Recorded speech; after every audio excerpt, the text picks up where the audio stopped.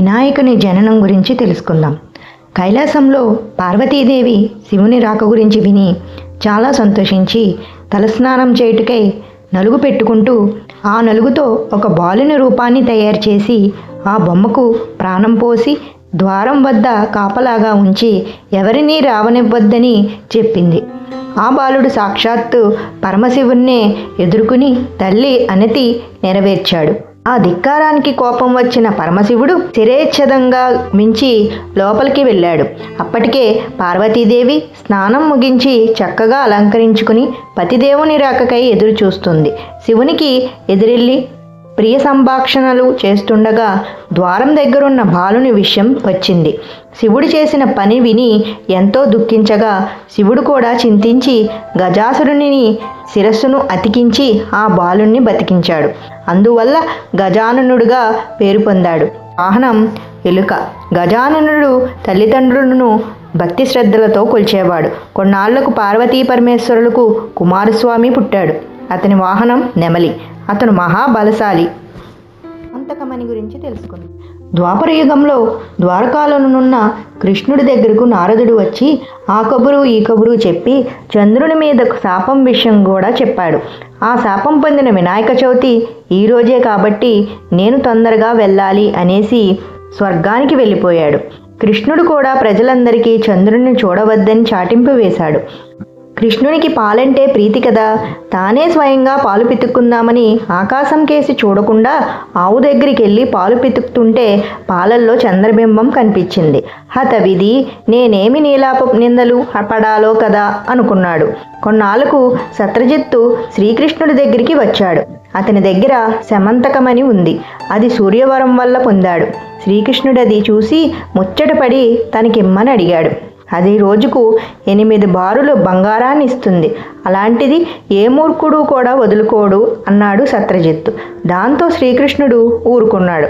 ఒకరోజు సత్రజిత్తు తమ్ముడు ప్రసేనుడు ఆ మణిని కంఠంలో ధరించి వేటాడడానికి అడవికి వెళ్ళాడు. అక్కడ ఒక సింహం ఆ మణిని చూసి మాంసమనుకుని అతనిని చంపి మణిని తీసుకుని పోతుండగా జాంబవంతుడనే ఒక బల్లంకం సింహమును చంపి మణిని తన గుహకు తీసుకుని పోయి తన కూతురికి ఆట వస్తువుగా ఇచ్చాడు. ఇదంతా తెలియని సత్రజిత్తు ఇంకేముంది మణి ఇవ్వలేదని కోపంతో శ్రీకృష్ణుడే తన తమ్ముణ్ణి చంపి మణి తీసుకున్నాడని చాటింపు వేశాడు. శ్రీకృష్ణుడు తను భయపడినట్టుగా నీలాపనిందలు రానే వచ్చాయి. దానిని ఎలాగైనా రూపుమాపాలని సంకల్పం చేసి సపరివారంగా అడవిలోకి వెళ్ళి వెతకడం మొదలుపెట్టాడు. అక్కడ ప్రసేనుడు శవం, సింహం అడుగుజాడలు, గుహవైపుకు బల్లుకం అడుగులు జాడలు కనిపించాయి. ఆ దారి వెంట పోయి గుహలోకి వెళ్ళి ఊయలకు కట్టి ఉన్న మణిని తీసుకుని వస్తుంటే ఎవరో వింత మనిషి వచ్చాడని జాంబవతి కేకలు వేసింది. అది విన్న జాంబవంతుడు కోపంగా శ్రీహరి మీదకు యుద్ధానికి దిగాడు. వాళ్ళిద్దరి మధ్య 8 రోజులు రాత్రింబవళ్ళు హోరాహోరీ యుద్ధం జరిగింది. రాను రాను జాంబవంతుడు క్షీణించడం మొదలుపెట్టాడు. అప్పుడు అతడు తనతో యుద్ధం చేస్తుంది ఎవరో కాదు, త్రేతాయుగంలో రావణాసురుని సంహరించిన శ్రీరామచంద్రుడే అని గ్రహించాడు. వెంటనే చేతులు జోడించి, దేవదేవ, నిన్ను త్రేతాయుగంలో భక్తజన పాలకులుగైన శ్రీరామచంద్రునిగా గుర్తించాను. ఆ జన్మలో నీవు నా మీద అభిమానంతో కోరిక కోరుకోమంటే నేను తెలివి తక్కువగా నీతో యుద్ధం చెయ్యాలని కోరుకున్నాను. నీవు ముందు ముందు తీరుతుంది అన్నావు. అప్పటి నుంచి నీ నామస్మరణ చేస్తూ నీ కోసం ఎన్నో యుగాలుగా ఎదురు చూస్తున్నాను. నా ఇంటికి వచ్చి నా కోరిక తీర్చావు. ధన్యుణ్ణి స్వామి.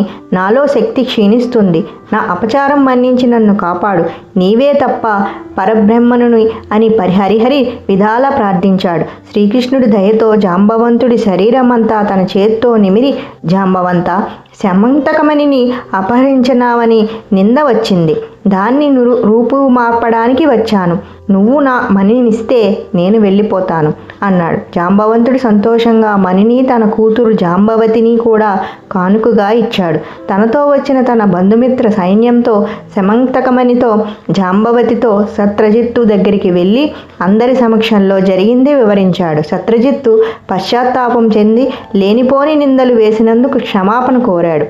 ఆ పాప పరిహారంగా తన కుమార్తె సత్యభామను భార్యగా స్వీకరించమని ఆ మణిని కూడా కానుకగా ఇచ్చాడు. శ్రీకృష్ణుడు సత్యభామని స్వీకరించి మణిని మృదువుగా తిరస్కరించాడు. ఓ శుభముహూర్తాన శ్రీకృష్ణుడు సత్యభామని జాంబవంతిని పెళ్లి చేసుకున్నాడు.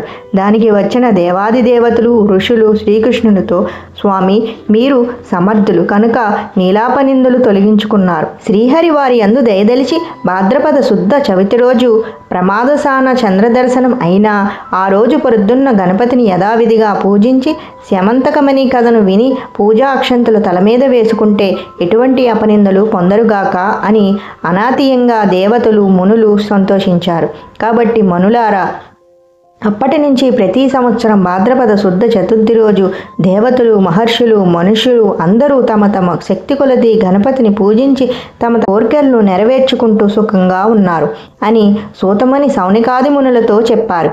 ఇది వినాయక మహత్యం. అసలు ఈ వినాయక ఉత్సవాలు జరగడానికి మూల కారణం మన చరిత్రలో చూసుకుంటే 1892లో ప్రజా వ్యతిరేక అసెంబ్లీ చట్టం ద్వారా హిందూ సమావేశాలపై బ్రిటిష్ ప్రభుత్వం నిషేధాన్ని విధించింది.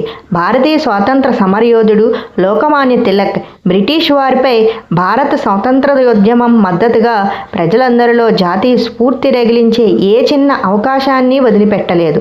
దేశవ్యాప్తంగా అందరినీ ఒకటి చేసే సంకల్పంతో ఇప్పుడు నిరంతరంగా సాగుతున్న గణపతి ఉత్సవాలు, శివాజీ ఉత్సవాలు మొదటిసారిగా ప్రారంభించి సాధించాడు. ప్రజల పూజా మందిరంలో జరిగే గణేష్ పూజకు సామూహికంగమైన సామాజికమైన ప్రాధాన్యత అందించడంలో అతను చేసిన కృషి అనన్య సామాన్యం.